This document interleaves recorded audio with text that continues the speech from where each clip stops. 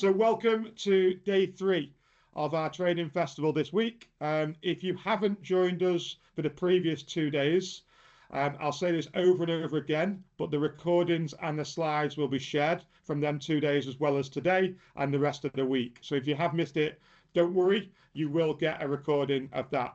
For those of you who don't know me, my name's Chris Lyons. I work in our Microsoft Elevate team. That is the team that supports non-profits and education institutions across the world. I've got one of the luckiest jobs because I get to work with you as non-profits and awesome partners such as Qlic every single day. This week is all about giving you knowledge, giving you advice, and giving you some practical steps that you can actually go and do to ensure you're set up for this AI transformation that we're going to all go through together.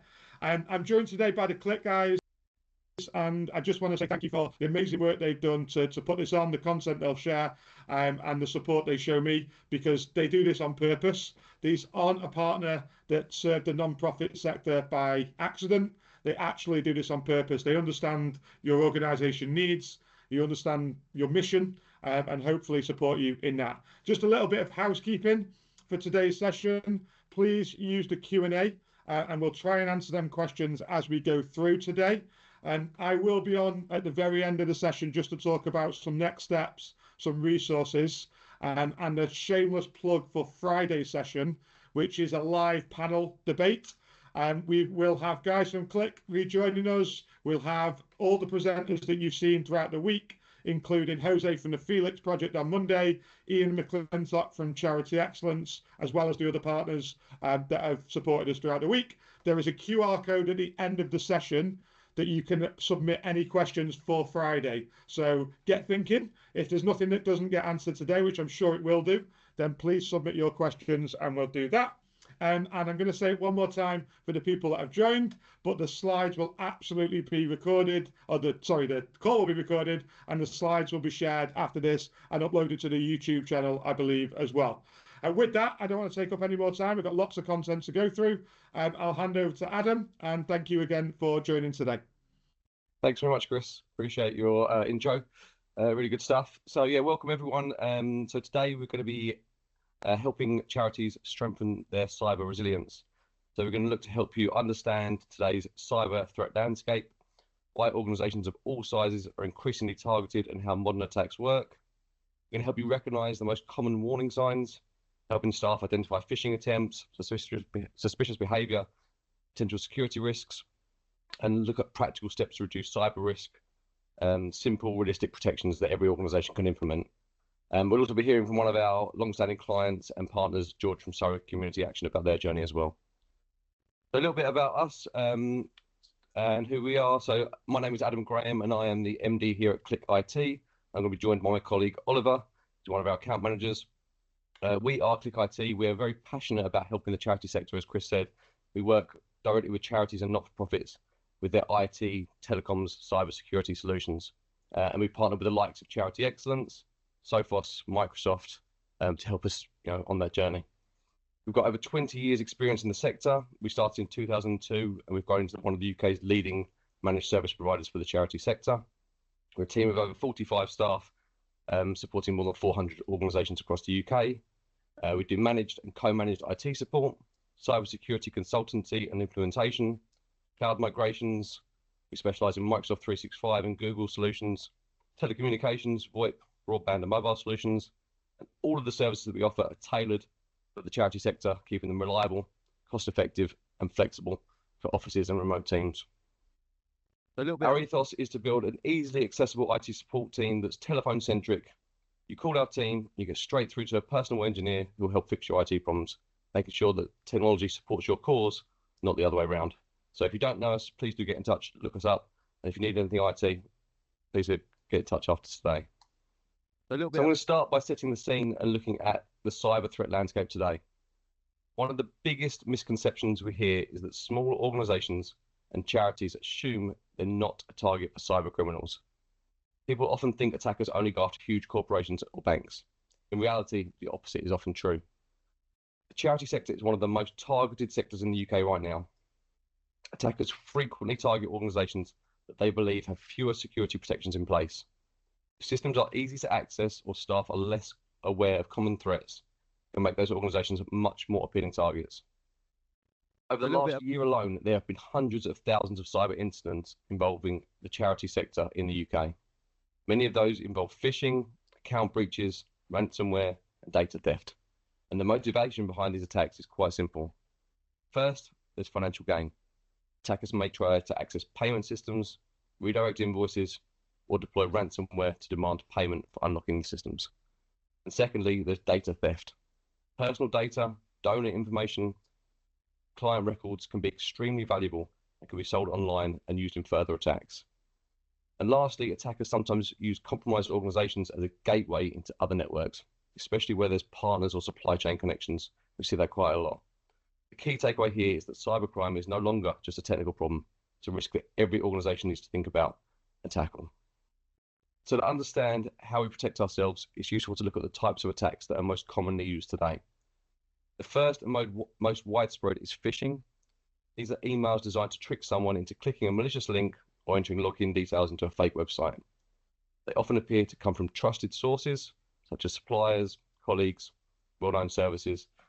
And what's changed in recent years is the role that AI now plays in helping attackers scale these attacks. In the past, phishing emails were often easy to spot, poor spelling, strange formatting, obvious mistakes. And today, attackers can use AI tools to generate well-written messages that look far more convincing. They're personalized to you, your organization, and they can even mimic writing styles or reference real information pulled from your website or social media. The second major threat is ransomware, which is malware that locks access to files or systems and demands payment to restore them. AI is making these attacks more efficient for criminals. Automated tools can now scan systems faster for vulnerabilities and identify the most valuable data to target. Another technique is social engineering, which focuses less on technology and more on manipulating the people. Attackers may impersonate colleagues, suppliers, or support staff to gain access to information or accounts systems. And AI-generated messages, voice cloning, and even deepfake content are starting to make these much more believable and much more common. We also see something called credential stuffing, and this is where attackers will take passwords that are leaked from data breaches and automatically test them against other services. Why you shouldn't reuse passwords, it's really important not to do that, and we'll talk about that in a bit. So with AI-driven automation, the process can now happen at a huge scale in a very short amount of time. And then finally, there's unpatched software.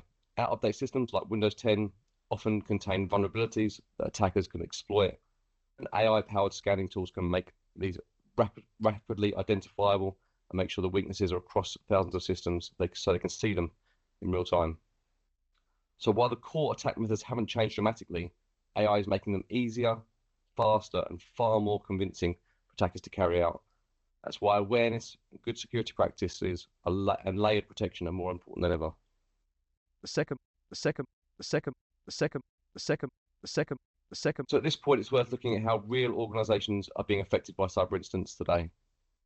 Recent UK data shows that around 30% of charities experienced some form of cyber breach last year, which equates to roughly 61,000 organizations. That's a significant proportion of the sector and shows just how common these incidents have become. The majority of attacks actually start with phishing, and in fact, around 86% of cyber incidents start with some form of phishing email. But what's changing now is the attackers are using AI tools to make those emails more convincing and more easily designed. There have been some really high-profile incidents, including the breach at Mermaids. In that case, a misconfigured email system exposed sensitive information, which ultimately resulted in a £25,000 fine from the Information Commissioner's Office. It's a good example of how cyber issues aren't always about hackers breaking in, but sometimes they stem from configuration gaps or security controls not being fully in place. The financial impact can vary dramatically. The average reported losses is around £3,000, but some organisations have had losses as huge as £300,000. And when you combine that with operational disruption, investigation costs, and regulatory penalties, it's a huge problem. So cyber incidents are no longer rare events. There's something happening across organisations in every sector, and you need to assume that something will happen at some point. which is why having the right protections, monitoring, and response is so important. So how can charities recognize the red flags? So one of the most effective ways to reduce cyber risk is simple, helping people recognize when something doesn't look right. Human error is still the most common cause of security breaches, not because people are careless, but because attackers are extremely good at creating convincing messages and scenarios. Training helps staff recognize suspicious emails, unusual links, or unexpected requests for information. For example, an email asking for an urgent payment change, a login page that doesn't look quite right, or a message creating pressure to act quickly. Attackers often rely on that sense of urgency, or they want people to act quickly without thinking. By improving awareness, charities can significantly reduce the likelihood of someone accidentally clicking something malicious. But awareness alone isn't enough, because even well-trained staff can occasionally be caught out, though modern security tools can provide an important safety net. Tools like Microsoft Defender for 365 can add protection directly to email and collaboration platforms. It can detect suspicious links, scan attachments for malware, and warn users before they open something potentially dangerous. In many cases, it blocks phishing emails before they even reach the user's inbox. Alongside that, many organizations now use things like managed detection and response services. These services monitor systems continuously, 24 hours a day, looking for unusual behavior that might indicate an attack. With services like Cyforce MDR, security specialists analyze activity across devices, accounts, and networks. If something suspicious happens, such as a compromised account or an unusual login pattern, the team can respond quickly and contain the threat before it spreads. The most effective approach combines all of these things: informed staff who know what to look for, security tools that can automatically block many threats, continuous monitoring that can catch attacks before they slip through the net. When these layers work together, organizations are far better protected against the type of attacks we discussed earlier. So I talked about some of the red flags, and there's another really important layer that often gets overlooked, and that's how access to systems is controlled inside the charity. Your data is your most precious asset in many cases. A key principle in cybersecurity is something called least privileged access, or zero trust. What that means in simple terms is that people should only have access to the systems, files, and data that they actually need to do their job, nothing more. It sounds obvious, but in many organizations, permissions grow over time. Someone changes roles, joins a project, or temporarily needs access to something, gets those permissions, and those permissions never get removed. Over time, that creates unnecessary risk, because if an account is compromised, the attacker inherits all of those permissions as well. A good way to illustrate this is actually within our own organization at Qlic IT. But even though I'm the managing director here at Qlic, I don't have admin access to most of our systems, and the reason is very simple: I just don't need it. My role doesn't involve configuring servers or managing security systems day to day. So giving me these permissions would simply increase the potential attack surface without adding any real value. Instead, those admin privileges are limited to engineers who genuinely need them to perform their role. That approach means that if any individual account were ever compromised, the damage the attacker could do is significantly limited. Combine that with strong authentication, monitoring tools, and good staff awareness, this kind of access control becomes another important layer of protection. Cybersecurity works best when you assume that mistakes will happen and incidents will occur. And so you need to design your systems so that when they do, the impact is contained within the organization. So now I'm going to hand over to my colleague Oliver, who's going to go through some really practical tips for your organizations and how you can work with them. Perfect. Thank you very much, Adam. Can I just get some thumbs up, or Adam, can you let me know? I've just taken over screen sharing, so hopefully you can all see this. Yeah, looks good. Some thumbs up, perfect. Okay, thank you, everyone. So what I'm going to do now, obviously, Adam's just spent some time talking about sort of some of the common attacks and where people are sort of hit. But I really want to talk in slightly more about what your organization can do. So to get your notepads ready, because I'm going to talk about a couple of things here which hopefully you can take the information and go away today to actually look at if it's something you're already doing, if it's something that you should be doing, or like Adam mentioned at the start, feel free to book in a call with myself or Adam, and one of us will be able to sort of tell you how we can do this for you if we need to. Okay, so I'm just going to check I didn't just skip a slide there because I accidentally spammed forward. Okay, so I'm going to talk about some cybersecurity top tips and some things that every charity here should already be doing, or if not, like I said, keep it in mind. It's something that you sort of want to look at after this. One of the top tips we can give is to invest in a strong antivirus. I know Adam's just mentioned MDR, but if you don't have MDR and you have Defender or Bitdefender, all you want to do is make sure that you have a strong antivirus that's on all machines because it's going to be your first defense against attackers. Um, The second, the second, the second, so second. you should also ensure staff are conducting regular updates on machines and the software you use. It's really important to do this because updates don't just make your machine look different. I know when we update iOS or we update to Windows 11, from a user point of view, it looks like all that's changed is the look and feel of the machine. But what a big thing that it's actually doing is patching vulnerabilities, and those sort of vulnerabilities that are patched are the ones that are actively exploited by attackers.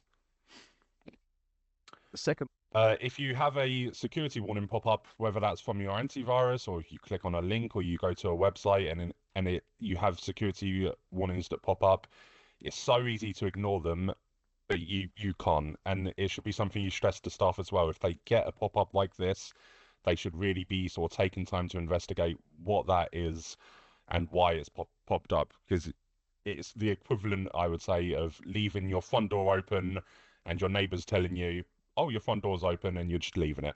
You don't want to do it. It's your first defense. So just make sure that what you're doing sort of is reading those and sort of really understanding them before you continue.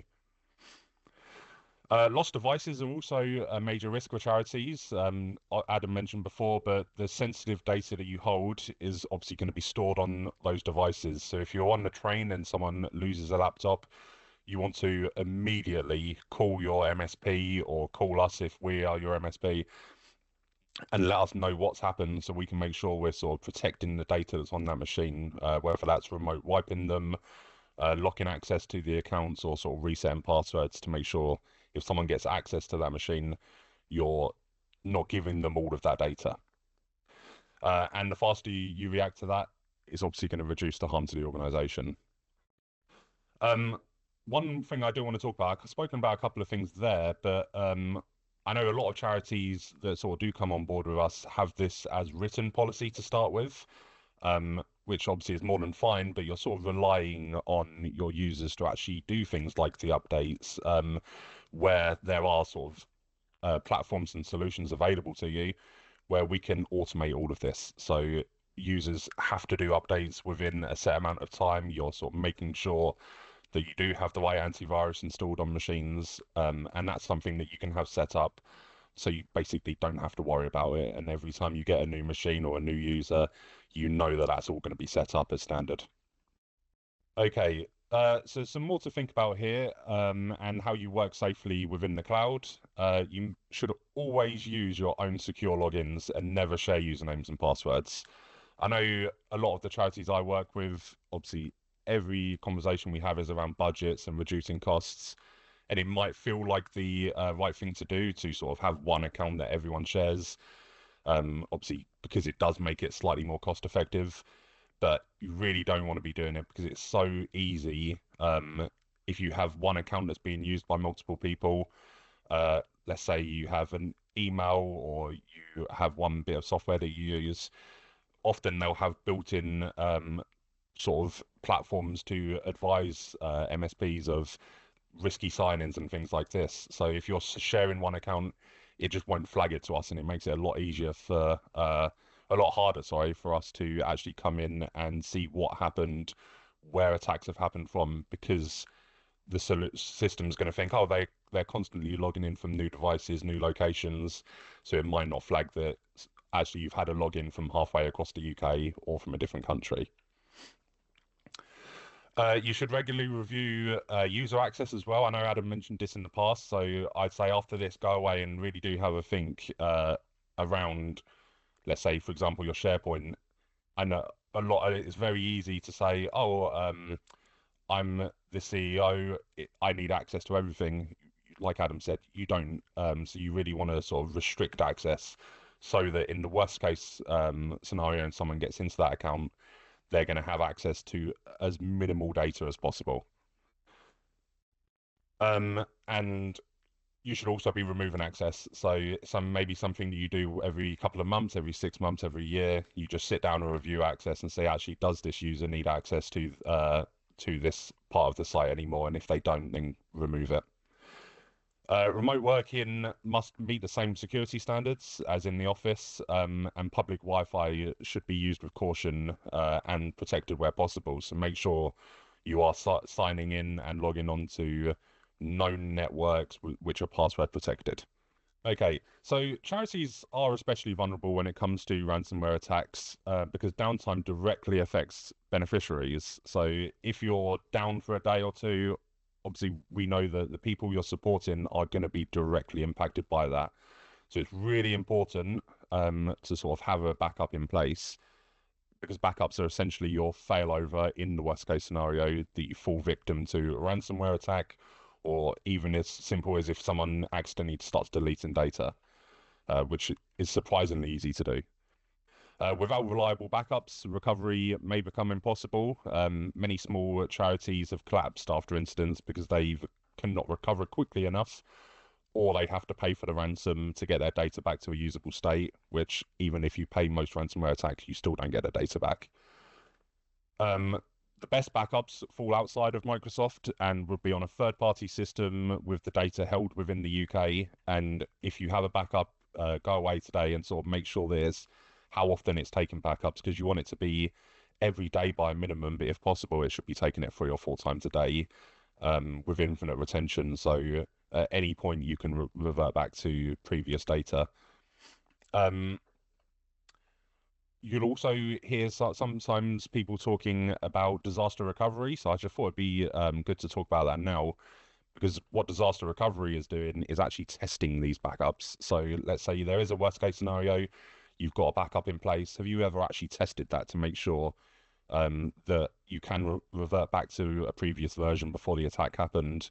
And how quickly can you do that? And that's what disaster recovery is, if anyone ever sort of gets asked about it.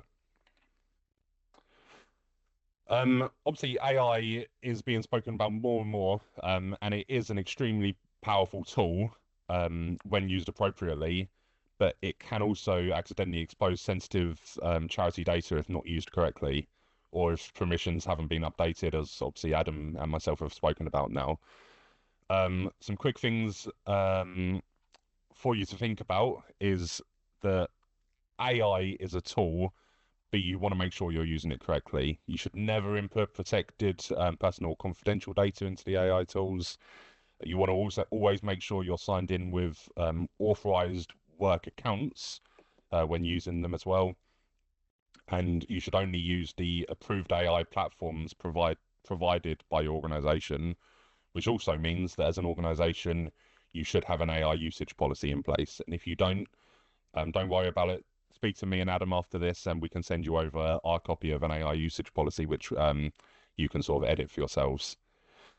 And lastly, I think everyone needs to remember that your inputs can often be used to train the model. So anything that you put within the AI platform can sometimes be used to also train it. So what you should always do is go into the settings and just make sure that if there is the ability to turn off training the model, you've done that. Okay, so 2 of the best things for your organization, and sort of they are very cost effective with MFA being completely free. You just want to make sure it's actually all set up, are MFA and password managers. So multi-factor authentication, or otherwise known as MFA or 2FA, depending on who you talk to, adds a layer of protection by requiring both your password to log in and a security verification method, such as an authenticator app or SMS. We hear it a lot where people think that just because they have MFA turned on, they're automatically secure from all threats. And unfortunately, that isn't the case. You still want to have other solutions in place, like MDR, which we were talking about, or Adam briefly spoke about previously. And then one last thing on MFA, it's also worth going away after this.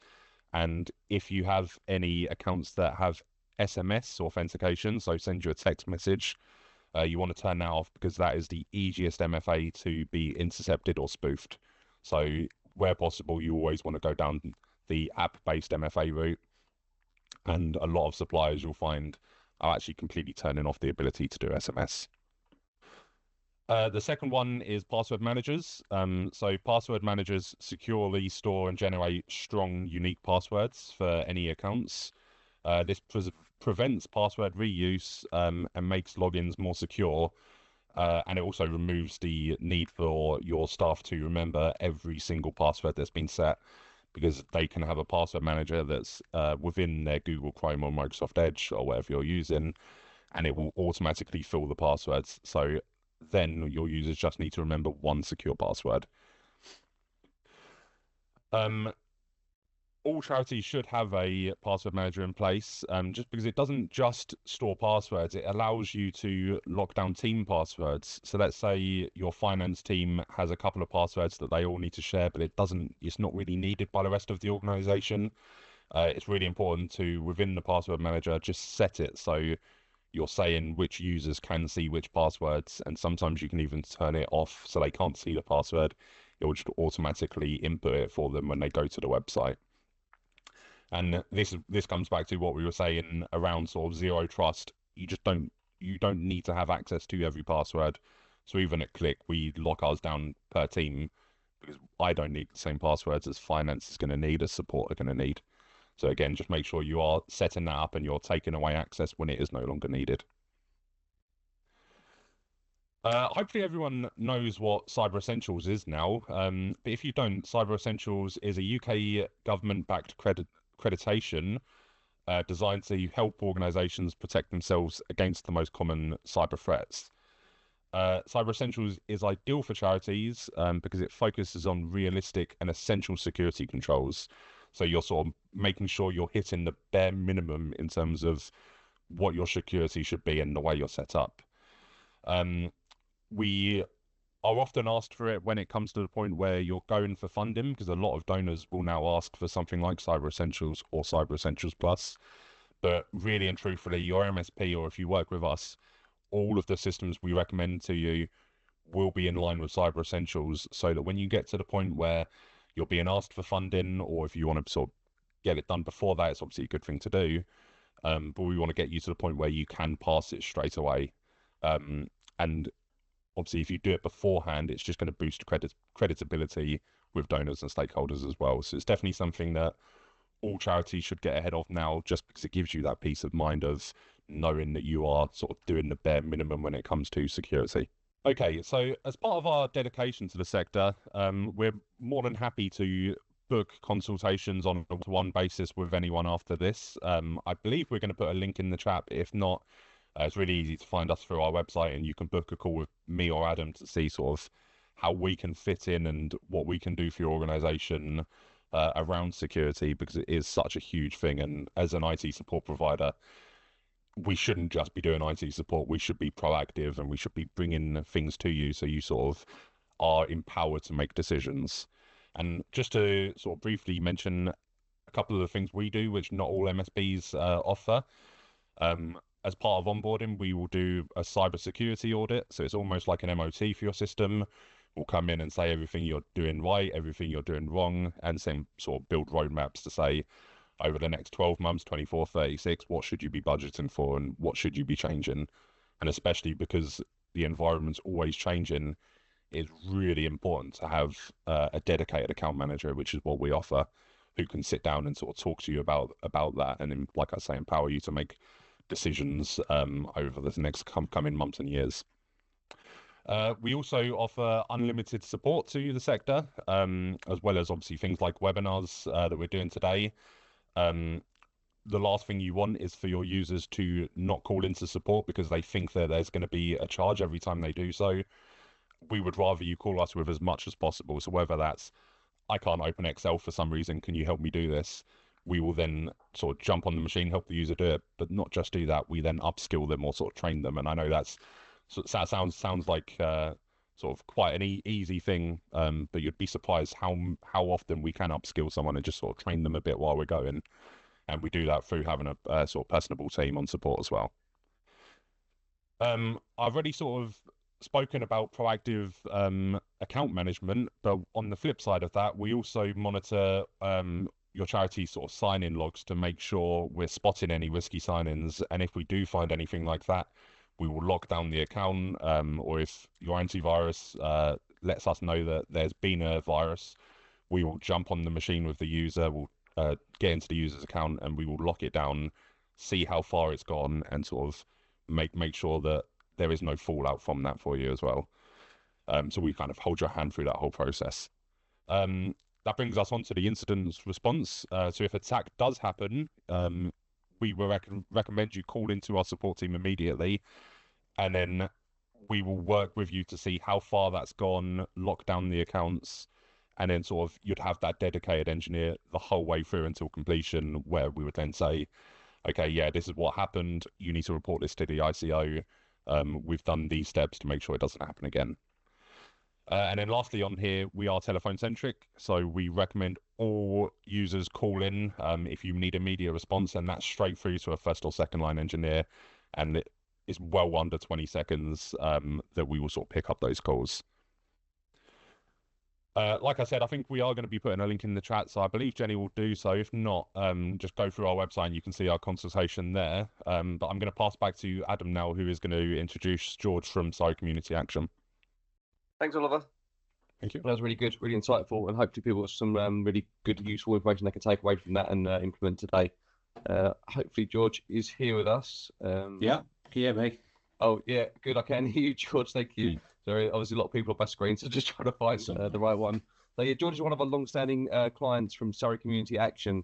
We've been working together for a number of years now, and we're working with them on their IT, and I'm also attending their events that they host as well. So yeah, I'll just sort of let George intro himself and tell us a bit about Surrey Community Action and the work they do. Yeah, thanks, Adam. Yeah, sorry, you have to bear with me a bit. I've got a bit of a cold today, so if I cough and sneeze, then yeah. Yes, I'm George. I'm the head of finance at Surrey Community Action. I've been with the charity for about 7 years now, and I tend to, being a medium-sized charity, you don't have the resource to have specific roles, so I tend to look after the IT systems and the security as well.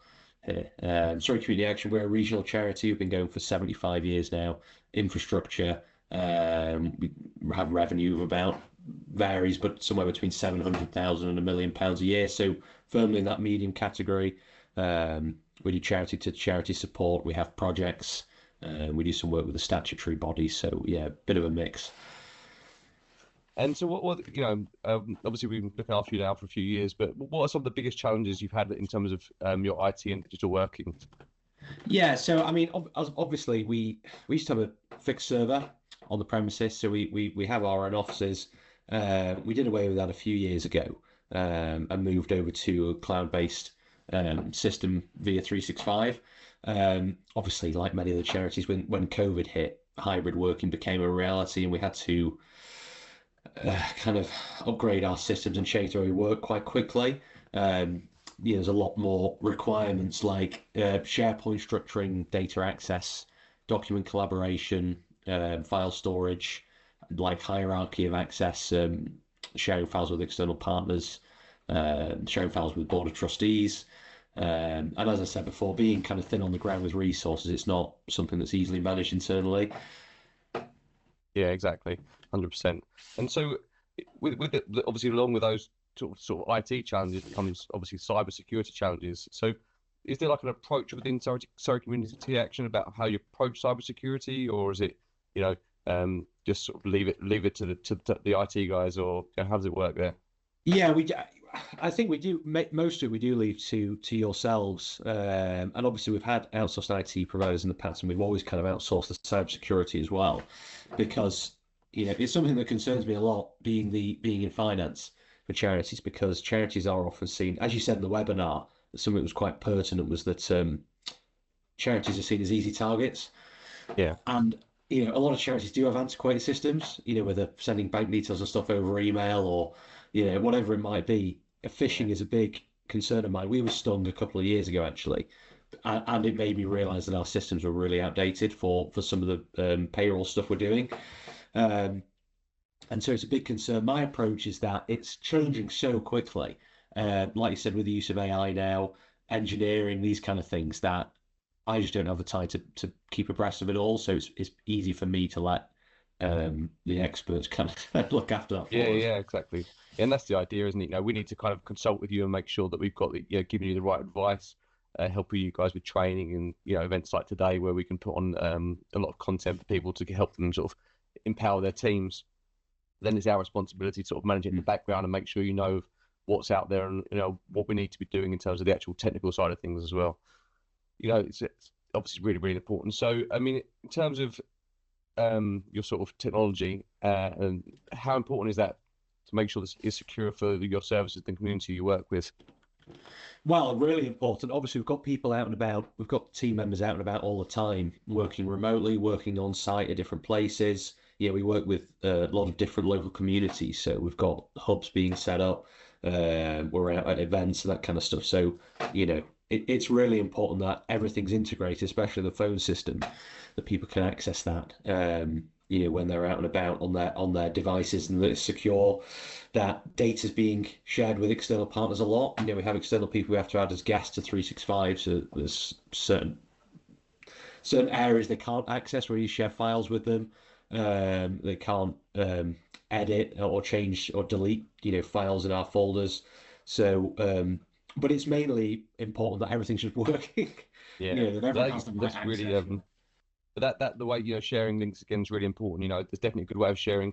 There's good and bad ways of sharing. You know, through your organisation, and you say, you know, sharing to, you know, designate people through email accounts and making sure those permissions are correct is really important. Because again, there are ways that, you know, bad ways of doing that, which is things like sharing links. Which, if you share a link to someone and you haven't specified who it is, obviously that link can then be open to the public if anyone got hold of that link. So it's really important. Like, you know, the way you guys do it is setting up designated people that you're sharing to, giving them the right permissions. So that's really, really important, actually. That's a really good point for everyone else if they're listening, and how they're sharing data externally is really important. So do you have you guys started using AI tool in the organization? Is that being used anywhere?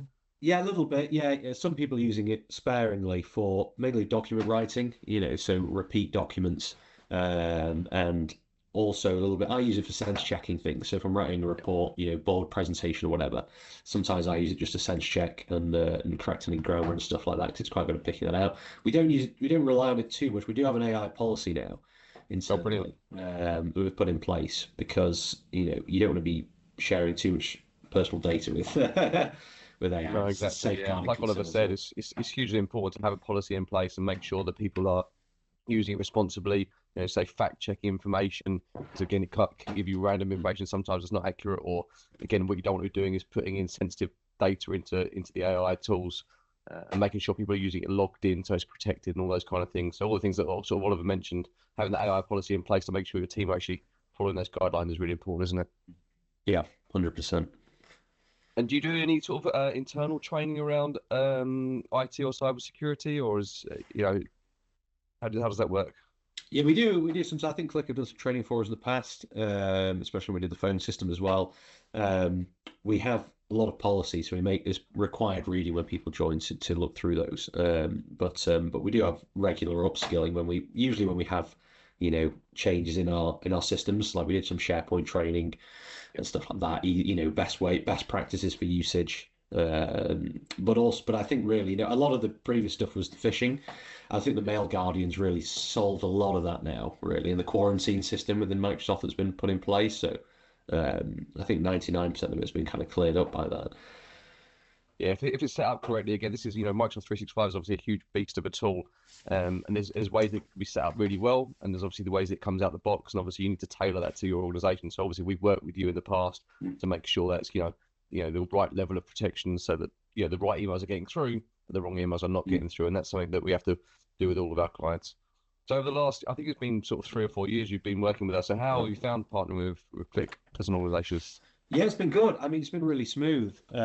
We were a long-standing client of someone else for about 8 years, I think, but the service dropped quite substantially, and we just weren't getting the expected service. So it's always a bit worrying to switch providers because you don't know if you're jumping out of the frying pan into the fire. So we did our due diligence and took the plunge, and we were really happy that we did because the service is a lot better. Everything went through.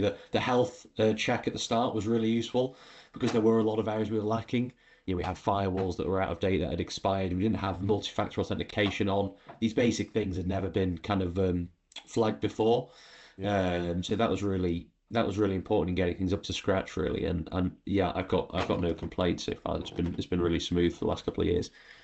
Oh, thank you very much for joining us today. Really appreciate your time and you doing this and sort of giving other people to see it from the horse's mouth about what you're doing and how you're working, because there's only so much the IT specialist can tell people about cybersecurity and charities, but hearing it from a charity that's been there and gone through the mill. So when we first onboarded you all those years ago, we did that full audit for you and gave you that information that you can then take back to your trustees and the wider team to say, right, these are the things that we need to put in place. And just keep adapting that as technology changes, as technology evolves and the organisation evolves. We want to make sure we're on top of that all the time. So thank you very much, George. I really appreciate your time. Yeah.